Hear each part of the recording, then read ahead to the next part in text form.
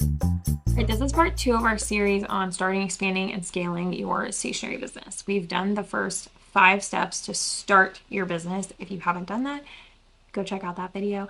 This is going to be expanding your business. So you've had a few clients, you've had at least a couple clients all the way through. You're interested in making this a profitable, sustainable business that brings you a lot of joy, and you're working with the type of clients that you really want to. I know that's hard to do at the beginning, so let's talk about how we get there. All right, first up, if you haven't made a website yet, I want you to go ahead and do that. If you've been selling on Etsy, if you have been selling in other marketplaces, if you've mostly been working on Instagram, go ahead and get that website set up. Or if you have a simple website set up, this is the time where you can really expand that, because you can solidify your process, you can create guides to show that process. You have some work that you can be sharing. You kind of know the clients that you're trying to attract. So this is a great time to actually build out that website. If you started doing this too early, you might have found that your website is geared towards clients that you thought you wanted to work with, and that might not be who you actually want to work with now that you've had some experience. So if I'm catching you in the very beginning, first of all, go back to that beginning video. But second of all, don't hire a brand designer, a website designer, because you don't know what your brand is yet. You don't know what you want from your website. If I'm catching you after you've had a little bit of that experience, this is the best time to expand that out, add some portfolio images, really nail down the messaging for the ideal client that you're trying to reach. Personally, I use Showit for my website, but you could use Shopify if you want to have things that are directly shoppable on the website. If you don't, Squarespace and Wix are more templated options, or Showit is a great option with a lot of customization. Some people say it's like designing in Illustrator. I find it to be a little more difficult because of all the possibilities. So if you want to keep it simple, I highly recommend Squarespace. That's what I started on and had for like 7 years. Next up, we want to meet with some wedding planners and do styled shoots. As you are growing in your business, you're going to want to expand to slightly more high-end clients probably, and wedding planners are always going to be a really good marketing source for those types of clients. Styled shoots are a great way to get in with wedding planners. I have a whole class on how to do styled shoots, as well as a separate one on wedding planners in Stationery School if you want to check that out. Doing styled shoots is a good way to kind of, you scratch my back, I'll scratch yours. And it's a great creative exercise. So you're working within the design board created by the planner, and then you are able to really flex your creative muscles and show them what you can do. So when you're working with planners, I highly recommend doing some research. Don't just reach out to every good planner in the market, but reach out to the ones whose styles and visions and clients and budgets align with the things that you want to be doing. Offer to do styled shoots with them, flex your creative muscles, show them what you can do, and then as you're working on that styled shoot, just build that relationship with them so that they are inclined to think about you when appropriate clients come up. This is also the time, if you haven't yet, to start keeping track of your profits and expenses. I personally use QuickBooks to do this. There's a lot of different ways you can do it, but if you have been just using a spreadsheet and doing it manually to this point, or not doing anything at all, this is the time to do it. If you haven't separated your personal and business bank accounts, absolutely go ahead and do that, because you want to be able to keep track of what money is coming in and what money is going out from the business. This is also the time when you're probably going to have to start paying regular taxes quarterly from your business. So you have to know how much money is in the business versus personal in order to pay those correctly. If you're ready to start paying yourself, how I recommend starting out is by doing it by project. So every time you get paid on a project, give yourself like 20 to 30% of the profit. So calculate what the expenses are going to be, keep some of the profit in the business, and then pay yourself out a little bit. You can do this monthly, you can do this bi-weekly, you can do this every time a check comes in, etc. Then once you feel like you have a more steady amount of money in the business, you can start yourself on a regular payroll. It doesn't have to be an actual payroll, because that can be complicated, but start transferring money from the business account to your personal account as kind of your salary. This can be any amount of money. It can be $100 a month at the beginning, but it will get used to you having money regularly drawing from the business into your personal account, and it'll get you used to using your personal money to pay for your personal expenses, as if your business is actually paying you a salary.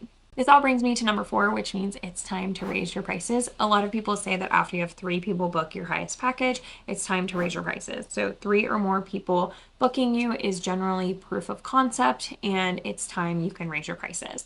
Oftentimes people raise their prices by raising their hourly rate because they are charging say a design fee for 10 hours of work. So as their hourly rate increases, that design fee is going to increase.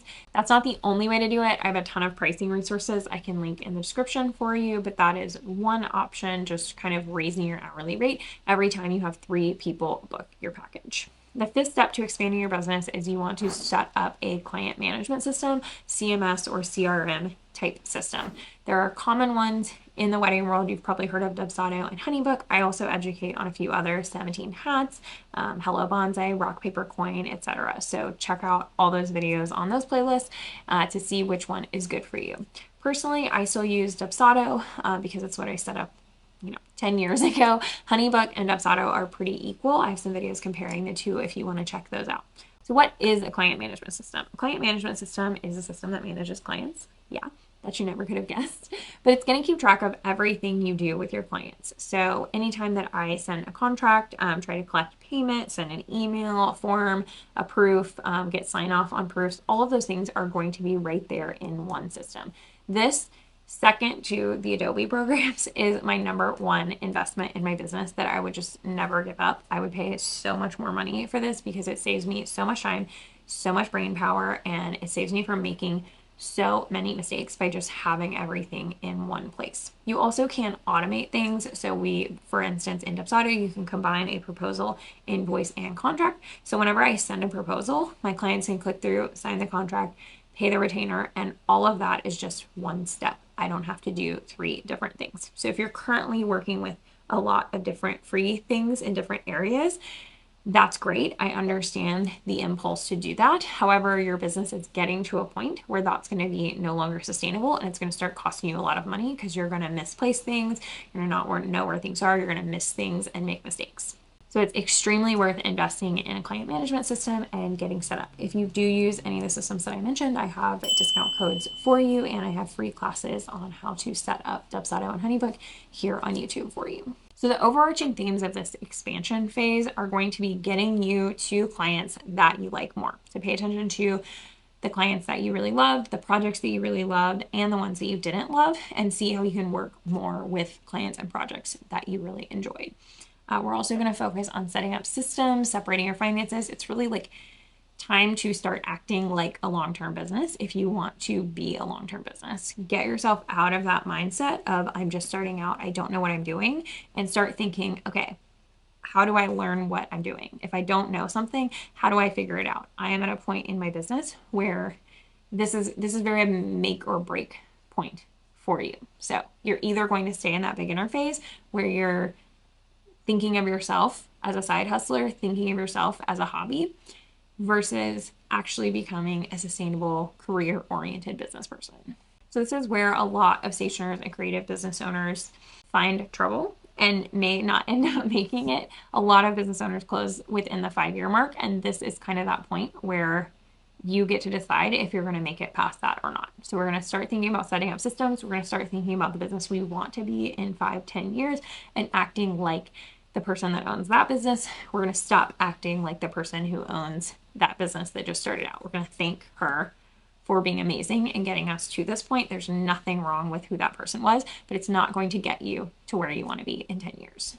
So as you expand, one way to keep that momentum going is to invest in help. So this is a good point to start in mentorship, join a mastermind or long-term coaching. We also have a membership called Stationery School that is designed to basically do exactly this. You have these intermediate level stationery designers who are past some of these very, very beginner stages. And we are thinking of this as like continuing education, where we're releasing new topics of things you can learn about to expand, grow, or improve your business. So definitely check that out. So I'm going to link all the things that I talked about down below for you. I have other videos on YouTube that will kind of fit in here. So right now we're focusing on expanding, and in part 3, we'll focus on scaling. Once you get all of your systems set up, once you get in place, I would say a lot of you probably aren't ready to think about scaling for another year or 2 at this point. But when you are, come back for part 30 on scaling your stationery business.